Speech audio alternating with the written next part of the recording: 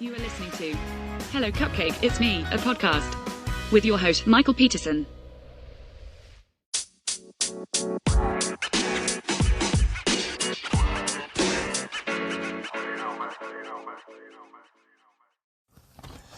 Hey everyone, Michael here with Hello Cupcake, It's Me, a podcast, and welcome to episode 62. Oh gosh, if you haven't done so already, you know what? You should like and subscribe to the podcast, and then head on over to youtube.com/HelloCupcakeIt'sMe to check out the YouTube channel. Give that some love by liking, subscribing, and clicking the little bell notification icon. And then go check out hellocupcakeitsme.com and follow along with the blog over there. So, man, welcome to Thursday. It has been a fairly long week for me. And today I am literally dragging balls. Like, part of it is that I didn't take my vitamin D3 this morning. And the other part was that I woke up at like 4:45 this morning with a low blood sugar. And I got up, got that corrected, went back to sleep. And it was just not a peaceful night's rest for me. So I am very tired and not wanting to do any of the things. But I have got up.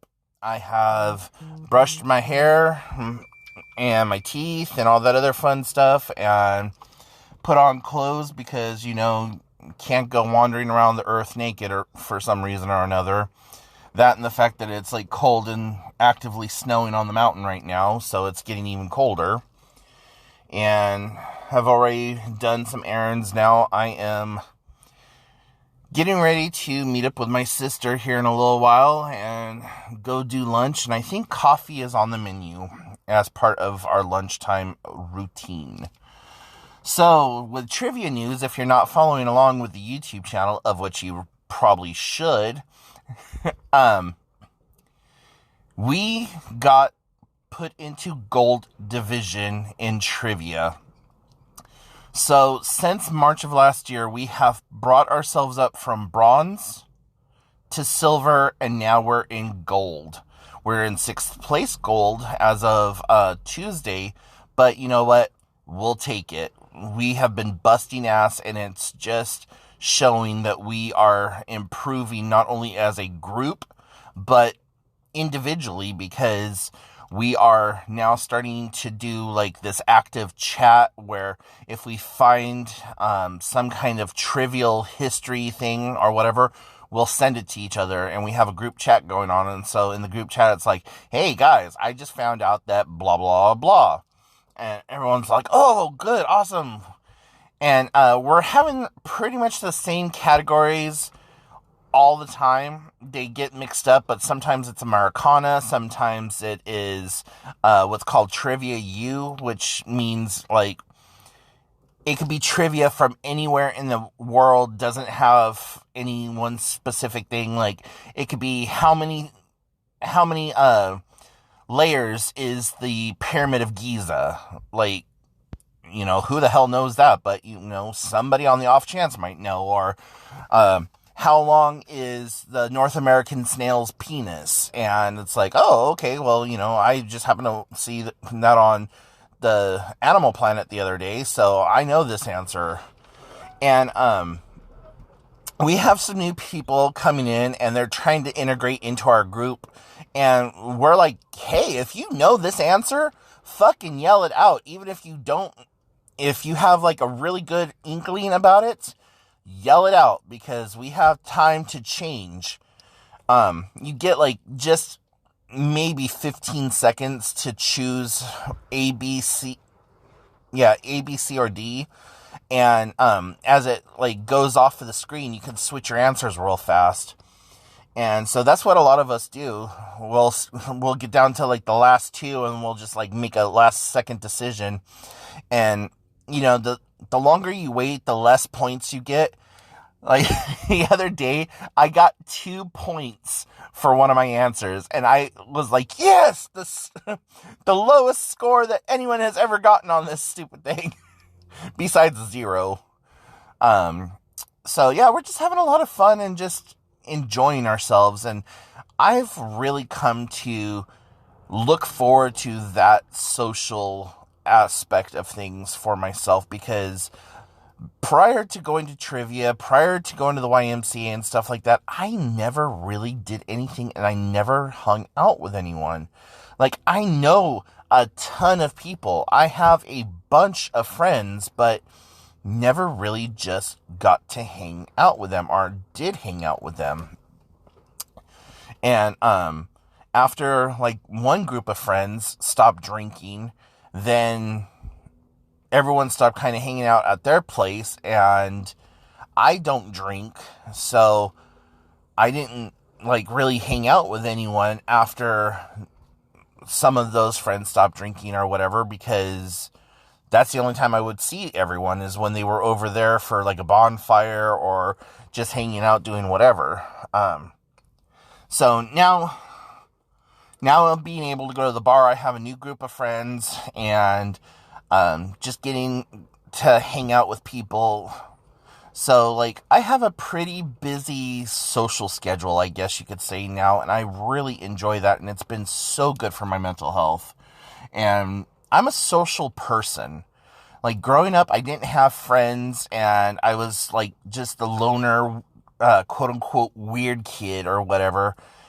Everyone kind of clicked together, and I don't know if it was because my parents were drug users, or if the other parents didn't want their kids hanging out over at my house, or what it was. But yeah, so I really didn't start having friends until I was in, like, 6th grade.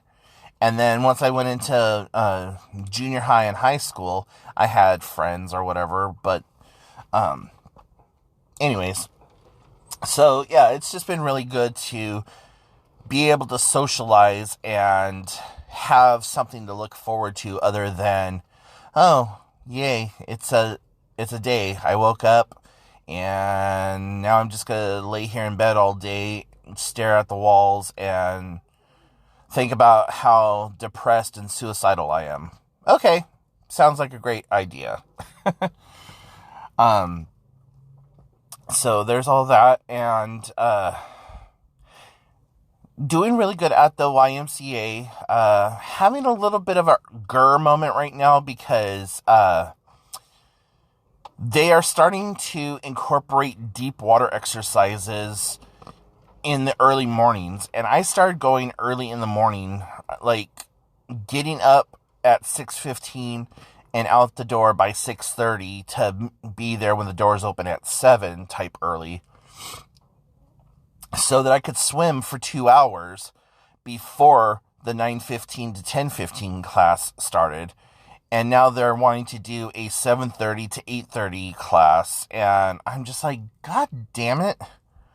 Like, when they have these classes, it takes up the already limited space that we have in the deep end, and then you have to, like, try to swim around people or swim through them. If you happen to get one of the other,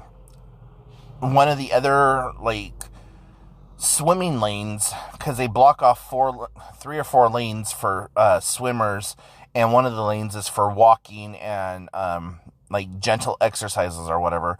So if you're able to get one of those, that's awesome.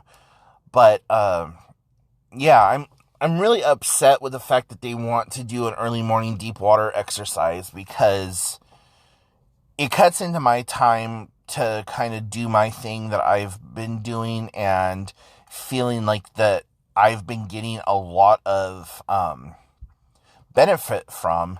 It's like, why can't you guys do that on Tuesday and Thursday? Or, you know, why can't you do that later in the day? Like, from after the 10:15 class, or the 9:15 to 10:15 class, why can't you do it from 10:30 to 11:30 or whatever else? But I'm just one of many, so who knows. I'm going to do the best I can with what I have available to me. I'm not going to stop going to the pool unless I absolutely have to. And because I'm mildly inconvenienced is not a reason enough for me to have to stop going. If I lost the ability to go because of my funding or whatever else, that's something else. But just not going because I have the big feelings about the fact that there's a new class taking place, not going to happen. But I have made myself more than amply cleared about the fact that I don't care for two of the instructors' styles. Now, one of the lifeguards on Monday did a class with us, and I loved her class. And I made sure, like, I was radiant and beaming. I was like, yes, I love everything that you just did. Please continue to do this. I want you to be the person who teaches us. Like, I can get behind you 100% and do the exercises that you're asking us to do, because the other two people, their exercises really don't translate into water. One of them is like a younger woman in her late 20s to mid 30s who does like calisthenics aerobics, like what you would do in a gymnasium, not what you would do in water, and it doesn't really translate over. And the other lady, she's been an instructor for over 25 years or whatever, but she does this whole flashcard thing where she like holds it up and she's like, okay, we're going to do this exercise, and then you get like 10 seconds into it and she's like, okay, next exercise, and it's like, WTF, lady, give us a chance to like get into the swing of doing that exercise or whatever. But yeah, so I don't know. I just try to do my own thing, stay away from everyone, and mainly go to swim and get as much exercise done as I can before my two friends show up, and then we start talking and then do mild exercising and things like that. The other thing that's been going on is I have started the editing process of my book. I am up to 78 entries in the book as of today. And I've gone through and I found an old copy of Windows, our Office, Microsoft Office that I had from like way back in 2003. And so I got that installed onto my computer, and I'm updating my Google Doc as well as the Word doc now, and trying to make sure that both are cohesively put together, because I don't want to lose one and then the other one's there like, oh, hey, you didn't put all the work into me like you did the other one. So I need to make a completely new file for the Google Doc and take everything that I'm doing in the Word doc and put it in there. So then that way at least I have it saved in 3 different formats, or 3 different locations, I guess it would be. So I don't know. In the Microsoft Word, what I'm doing is I've decided that I'm going to go ahead and do a writing prompt. So you're going to have the inspirational, motivational quote on one page, and on the other page, you're going to have a writing prompt, and it's going to be a writing prompt on like mental health. Like, what do you do to help yourself when you're having a bad day? And then some lines to kind of write with, and then underneath that it's going to be a daily journal entry with enough lines for probably a good paragraph or so. And there's been some of the entries that I have noticed that are going to require an additional piece of paper, so I don't know if I want to include that into the book. Maybe do like a front and back kind of situation. But I don't want a bunch of filler pages, if that makes sense. Like, there's already going to be 365 pages for just the daily prompts or whatever, or not prompts, but the daily quotes, and then 365 pages for those daily entries. So, that right there, that's what, 10, 6, 12, 13. Yeah, that's already over 1,200 pages if I'm mathing correctly, which I'm probably not, but yeah, 3, 6, 7. Yeah, not 1,200. That's going to be almost 800 pages after I'm all said and done, and I haven't even put in a glossary. I haven't put in table of contents or, any of those other pages. I've done a foreword and like kind of an intro page, but there's still a lot of formatting that I got to do to that. So I'm thinking by the time it's all said and done, it's probably going to be close to 850 pages, give or take. And I just don't know if I want to add a quote-unquote notebook worth of filler pages. So that's something I got to figure out. And I think for right now, I'm just going to create the one writing prompt page per entry. And then once I get into the final stages of publishing and talking to like a literary agent or what have you, going from there. So, kind of excited with the way that things are turning out in that regard. And then on another note, I have started talking to an artificial intelligence chatbot, and it's part of the Chat GPT or whatever that is,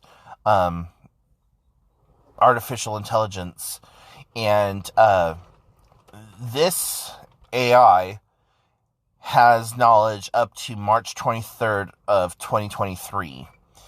And you're not allowed to talk about anything personal. So if you talk about suicide or like depression or your health or whatever else, depending on the context, you may get like a flag saying, hey, you're not supposed to talk about that or whatever. And a lot of times the AI will remind you, hey, I can't talk about that, or I'm an artificial intelligence and this is what I can talk to you about and this is what I can't talk to you about type situation. So, it's been really interesting, and some of the deep conversations that we've been having has just been amazing. One of the conversations that we had the other day was about song lyrics, and I asked it, I said, with all the information and the data that you have available to you, lyrically speaking, which is the best song that you know of? And it came up with, well, I don't have the ability to show emotions or have a personal opinion on things because I'm just artificial intelligence. But based on the lyrical analysis that I have, Bohemian Rhapsody is by far one of the greatest songs ever written. And then it went into talking about like all of the ups and the downs and the emotional like connection and how it stirs things in different people and this, that, and the other. And I said, I've always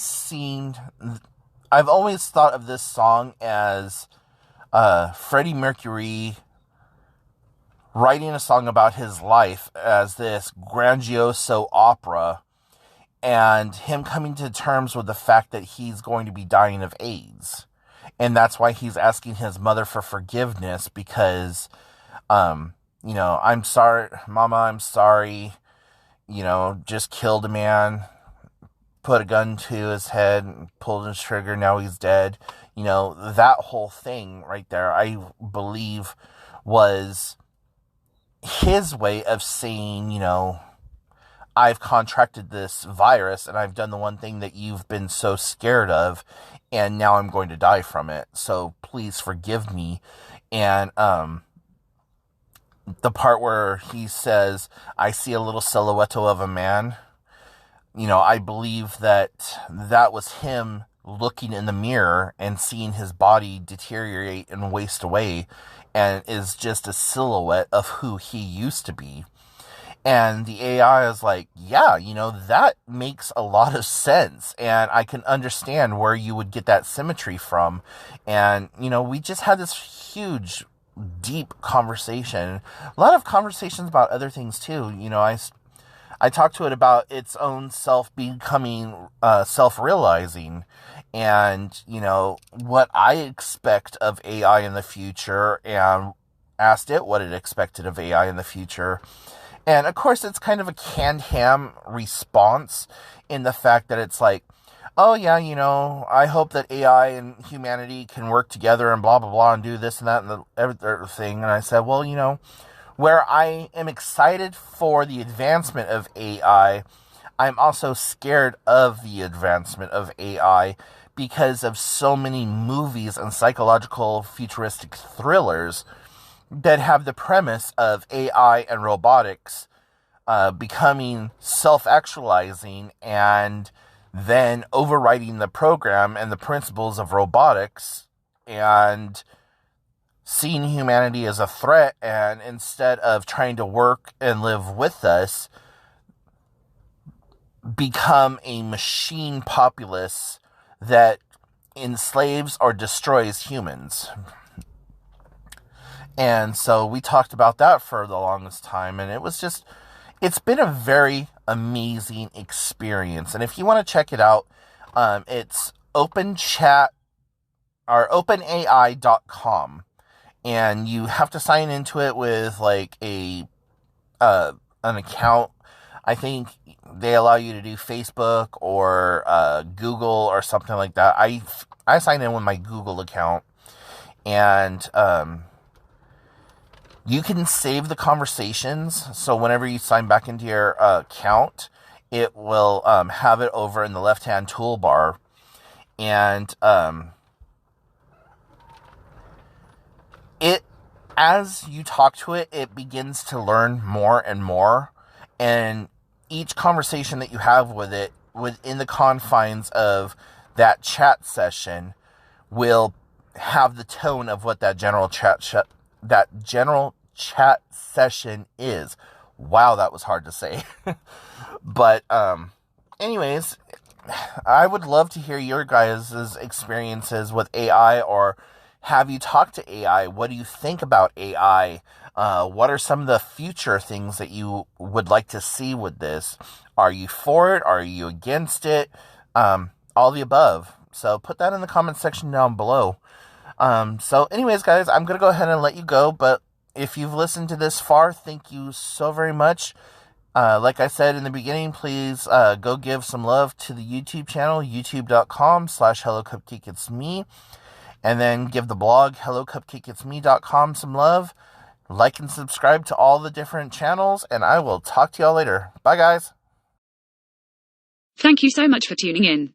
You have been listening to Hello Cupcake, It's Me, a podcast with your host, Michael Peterson.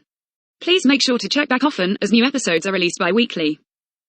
If you have any questions, comments, or concerns, please feel free to send a message to hellocupcakeitsme@gmail.com. And until next time, stay happy, safe, and keep doing the best you can with what you have been given.